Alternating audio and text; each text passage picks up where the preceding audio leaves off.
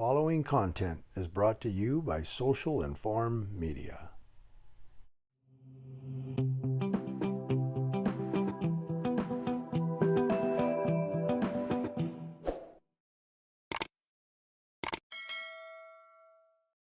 Story comes to us from KSL.com.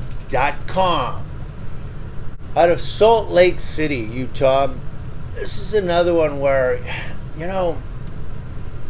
struggling with the cops isn't going to help you. But if someone is on drugs or narcotics or some type of, hallucinogen, are they going to really be able to heed my advice? Probably not, because they're cuckoo, because they're on drugs.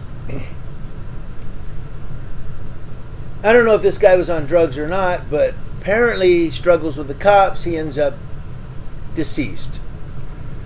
A man who died after being placed into police custody repeatedly struggled with officers, even attempted to grab an officer's gun, according to newly released police body-worn camera videos. Body camera video of a separate officer-involved critical incident was released by Salt Lake Police today. On August 14th, investigators say the suspect in a theft, Nikon Brandon, was being taken into custody after running from officers. The video shows Brandon tried to grab an officer's gun before he was restrained. Police say at some point, while Brandon was struggling with officers, he had a medical episode and was given Narcan while officers performed chest compressions. Brandon later died at a hospital. The incident remains under investigation. Now, Salt Lake Police released those videos this last Friday from 9 officers who responded to the incident on August 14th of this year that began with a report of a man stealing from a business in the area of 800 South and 300 West. Notice how they released the body camera quickly. How many times do we see that? A lot of times it's a year before we even get to see a hint of the video. While officers were en route, emergency dispatchers were told that the man, 35-year-old Nikon Brandon, had left the business and was running down the street. And despite numerous commands for him to stop fighting, he continues to resist. Brandon was then taken to a local hospital where police were informed about 45 minutes later that he died. Wyan says that man fought against officers, injuring them in the process. When he was taken into custody, police noticed he was unresponsive. Now, this death comes just days after the department released body cam video from another incident where a woman also died while in Salt Lake City police custody back in January. Each one of these incidents are unique, and so that's why we have these protocol team investigations to make sure that there's consistency, that each investigation is done fairly, and so that way we can make sure that everything is looked through a fine-tooth comb.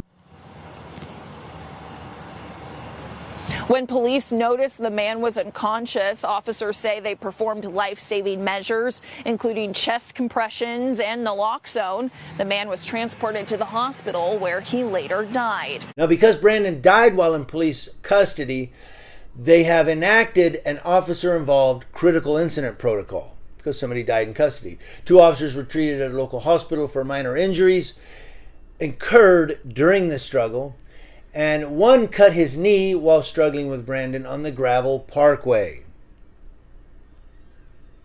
So going back through all of this, I gave you this really quickly because, I don't know where we go with this, in terms of if he was struggling with the police, they had to, control him, right? He's running down the street in underwear and socks. They administered Narcan. They did medical aid. This was all after he stopped breathing.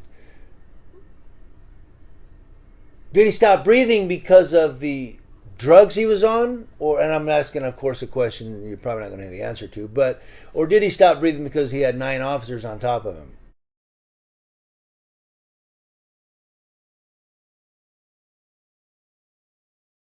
I don't know. It's a good question, and I guess what troubles me, and I see you can tell I'm having a hard time trying to get through thinking this process out. But what really gets me is another guy who is held down by police and dies. I mean, it's a sad situation. And I know that the police have to control subjects. I get it. A guy's running down the street in his underwear and socks. You got to do something. But he ends up dead. It's troubling. I'm not trying to blame the police here. I'm just questioning why this keeps happening so much with law enforcement. Now, this death comes just days after the department released body cam video from another incident where a woman also died while in Salt Lake City police custody back in January.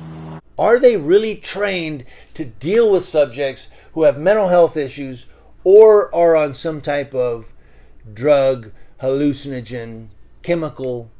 Are they really trained? Yeah, we train, we go through the academy. I've been to a police academy. You don't really get trained. Come on. I mean, I don't know how it is now. This is 20 years ago, over 20 years ago. But I